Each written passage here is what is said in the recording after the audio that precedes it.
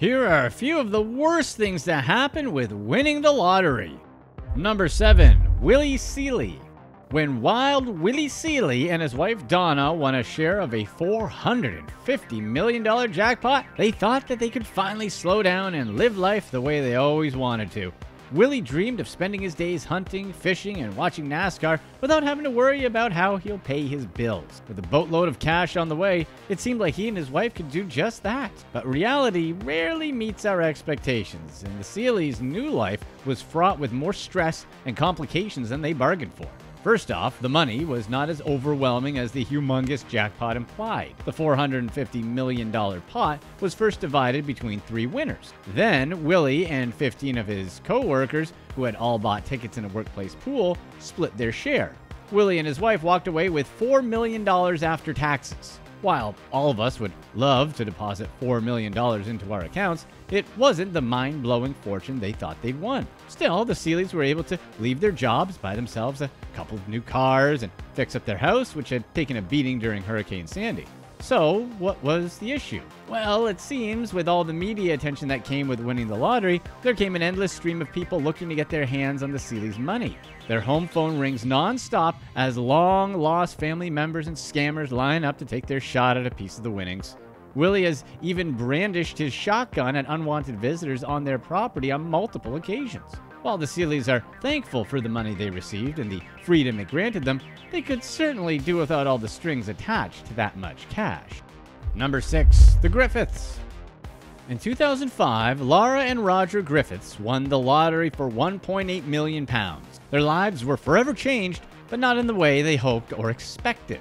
While the piles of extra cash allowed them to splurge on luxuries, their financial situation grew increasingly more complicated before it completely bottomed out with the economic recession of the late 2000s. That certainly wasn't a concern of theirs to begin with, though. They bought themselves a gorgeous stone mansion in Yorkshire, England, where they live with their 2 young daughters. Parked outside was Roger's slick Porsche convertible, which sat next to his wife's Lexus 4x4. Laura used £500,000 to start her own beauty salon.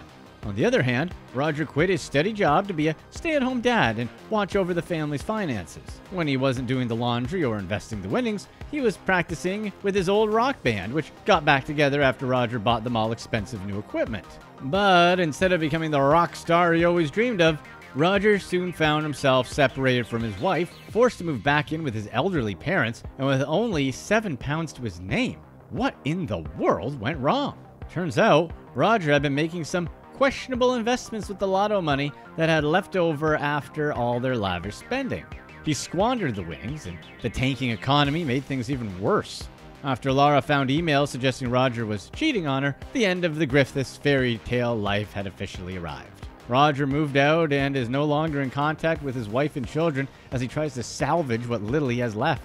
Laura sold their dream home and her salon, where she still works to try and pay the bills and support her daughters. What started as an unbelievable stroke of good fortune ended up destroying an innocent family's life, leaving them worse off than they were before. Number 5. Jeffrey Dampier.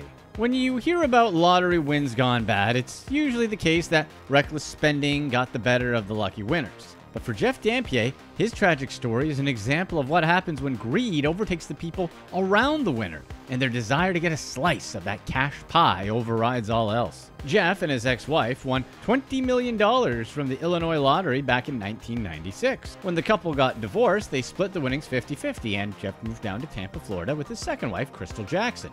Jeff used a good chunk of the money that remained to open a popcorn company called Cassie's Gourmet Popcorn, which he named after his daughter. But he also wasn't shy about sharing his wealth with those around him. He often treated his wife's family to generous gifts and even financially supported her 2 sisters, Victoria and Terry.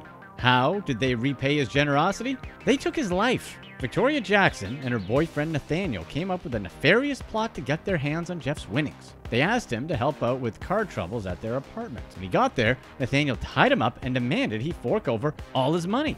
In the end, Victoria shot her brother-in-law.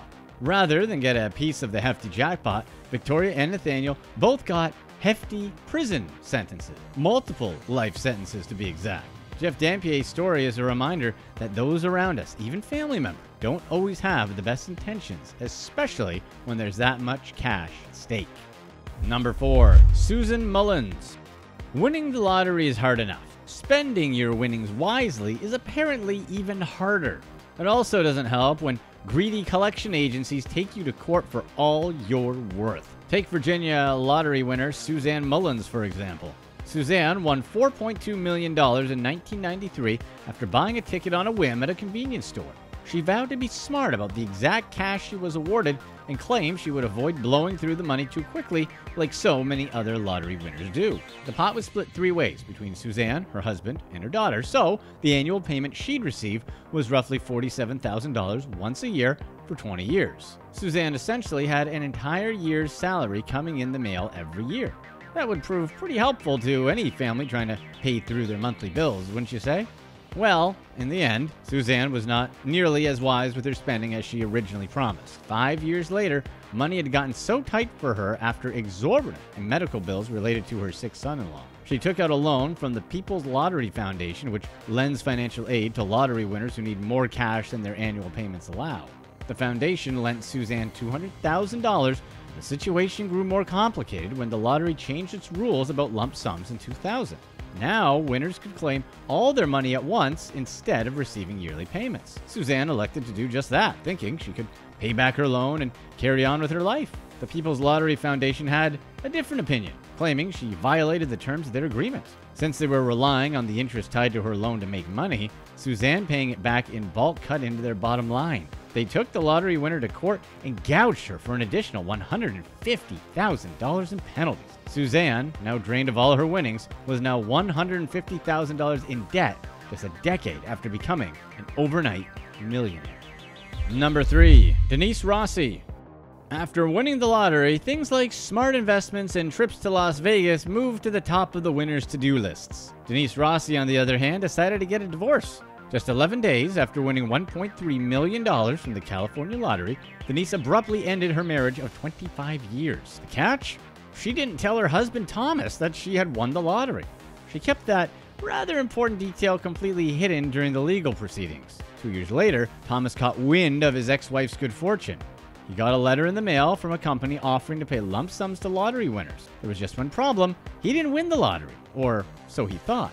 Within days, he had uncovered his ex-wife's plot to hide the money she'd won while they were still married, and he took her to court to get his rightful share of the cash. Denise's greed and deception ended up costing her every penny she won from that lottery ticket. The judge, appalled by her behavior, ordered her to pay her ex-husband $60,000 a year for the next 20 years. Per California marriage laws, lottery winnings are considered communal funds between spouses. Thomas was entitled to half the money because she bought and cashed the ticket before they were legally separated. Her decision to keep her lottery winnings a secret from her husband of 25 years ironically ended up ensuring he'd receive it all. Ouch. Number 2. Amanda Clayton. You may have heard that winning the lottery should not change the way you spend your money, or else the winnings will run out rather quickly. It's why you often see winners choose to keep their jobs even with the influx of cash. Michigan lottery winner Amanda Clayton took this advice to the extreme. After receiving more than $700,000 from a winning lottery ticket, Clayton continued applying for and receiving food stamps and unemployment benefits. While still technically unemployed, the programs she was mooching off of are designed to help people who genuinely need the money. She obviously did not. She was charged with food stamp fraud and put on temporary probation, but the story only gets crazier from there.